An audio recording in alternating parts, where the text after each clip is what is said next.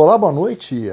Os jogos de domingo pela quinta rodada do Campeonato Brasileiro confirmaram uma coligação, entre aspas, gaúcha, um ajudando o outro a ser líder, e uma subida paulistana de dois times da capital paulista subindo na tabela.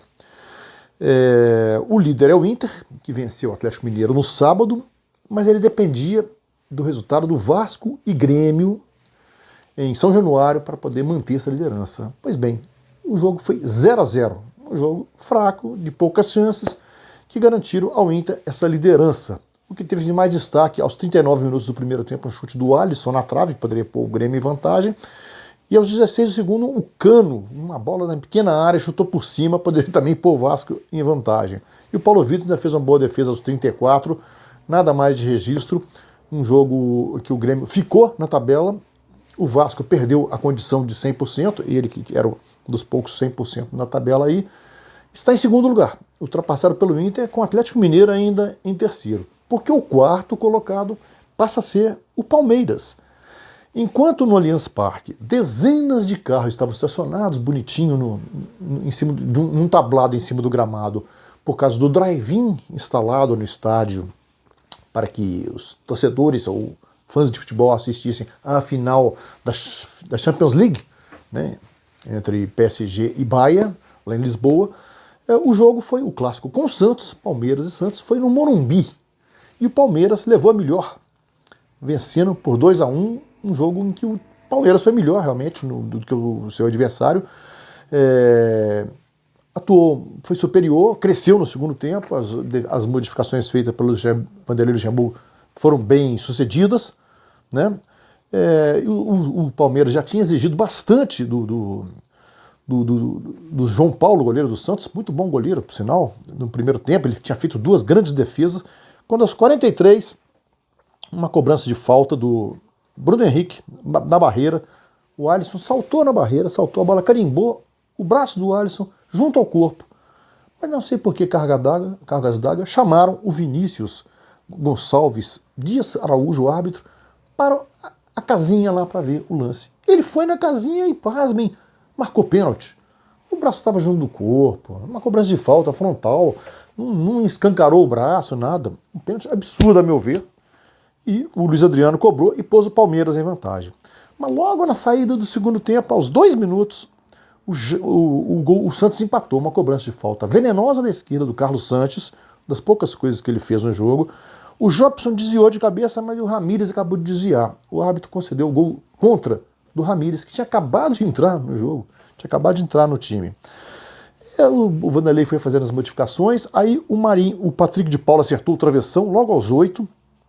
No rebote, o Gabriel Menino mandou para dentro do gol, mas ele estava impedido, o lance não foi validado. Aos 13, o Marinho sentiu uma contusão muscular. Essa rodada teve muita contusão muscular. Teve Rodrigo Caio, teve Marinho, teve alguns jogadores aí, chave de times aí saíram. Com a saída do Marinho e a entrada do William, principalmente, no Palmeiras, o jogo mudou. O Palmeiras passou a dominar. Aos 27, um golaço do Patrick de Paula na tabela com o William. Ele lançou o William na esquerda, ficou perto da meia-lua ali, o William olhou e suspendeu a bola de leve para o Patrick de Paula. Ele pegou no ar de canhota, no cantinho, uma virada, muito bonito o gol. 2-1, o melhor em campo, Patrick de Paula. Esse garoto vai longe, dificilmente terminará o ano aí no futebol brasileiro. Esse tem caminho da Europa muito facilitado aí. O Everton, aos 36, fez uma defesaça evitando o empate do Santos. E foi uma vitória meritória do Palmeiras, mexeu bem dessa vez o Luxemburgo, sobe para quarto lugar, deixando o Santos em sétimo.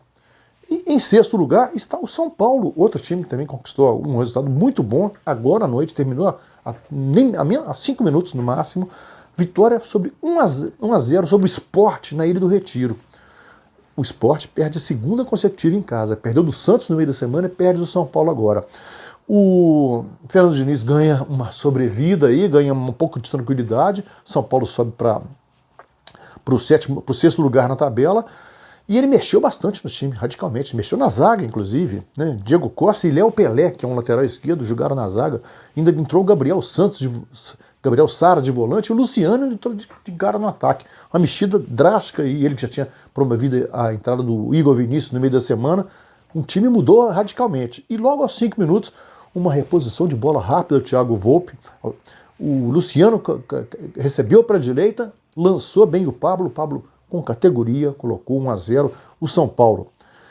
Aos 18, um chute muito bonito do Lucas Venuto para o Sport na trave. E o São Paulo controlou o jogo, mais ou menos, o Sport meio no desespero, tentando pingar a bola.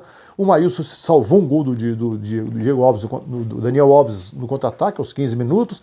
No segundo tempo, o Sport tentou de qualquer jeito, foi tirando o zagueiro, botando atacante, mexendo para lá e para cá, mas não adiantou. O São Paulo se comportou bem, podia ter explorado um pouco mais o contra-ataque, não explorou, mas de qualquer forma venceu. Venceu fora de casa, resultado bom, meritório, e soma 3 pontos importantes aí em sua tentativa de respirar um pouco na tabela. Coisa que não consegue, por exemplo, o Flamengo. Pela manhã, num jogo de final muito interessante, Flamengo 1, Botafogo 1 no Maracanã. Né? As emoções estiveram todas no segundo tempo. O Flamengo foi mais time, controlou mais o jogo, mas perdeu aquele elan do ano passado. O Flamengo perdeu aquela pegada do ano passado. Controla o jogo com o domínio da bola, mas não tem aquela intensidade, aquela coisa de marcar a saída de bola do adversário, de enforcar o adversário na defesa. O Flamengo perdeu aquilo ali. O Maestro Júnior no intervalo até falou que nunca mais se verá aquele Flamengo do Jorge Jesus, aquela coisa intensa ali. Aos 29 do segundo tempo, o Gabigol teve um gol anulado, no VAR. A bola teria batido na mão do Bruno Henrique, ele caiu. Muita gente fala que foi pênalti ali, mas o VAR foi acionado, o Leandro Voaden foi à janelinha lá e anulou o gol do Gabigol. E quando o Flamengo era mais ameaça, aos 48 minutos, um cruzamento da direita, o Pedro Raul de voleio bonito, botou o Botafogo em vantagem, parecia um castigo final no Flamengo. Um castigo final aos 48. Aos 50, o Gabigol chutou a bola no travessão. E aos 53, o Bruno Henrique, hoje jogou um pouquinho melhor do que nos outros jogos, chutou de fora da área, o Marcelo Benevenuto abriu o braço, a bola bateu no braço dele, o árbitro foi para a casinha, pênalti, bem marcado, a meu ver, acertou a marcação. Gabigol, 1-1, cobrou 2 jogos seguidos, o Flamengo escapa da derrota nos minutos finais, com pênalti via VAR, cobrado pelo Gabigol, contra o Grêmio no meio da semana e contra o Botafogo nesse fim de semana. O Botafogo por pouco não consegue vencer os 2 times até outro dia apontados como os principais favoritos ao título, Flamengo e Atlético. Ele por pouco. Ele venceu o Atlético no meio da semana, conseguiu empatar com o Flamengo. E o Domenech Torrente ainda não consegue ajeitar seu esquema aí. Ele fez algumas mexidas no time, tirou o de Arrascaeta, nem pôs durante o jogo, não pôs o Gerson também, não escalou o Gerson, não pôs o Michael nas 5 substituições dele. Não sei se ele não gosta desse jogador. O time não está legal, o Flamengo ainda não está legal. Domina, mas sem um domínio meio estéril, né? Um domínio meio estéril. E na Série B, teve um jogo em Bragança Paulista, de virada, o Coritiba conquistou a primeira vitória do campeonato. E ele entrou na rodada lanterna, jogou com o Bragantino, saiu perdendo com o gol do Alejandro aos 45, esse garoto que era do Atlético Mineiro, jovem baiano, inclusive, esse atacante.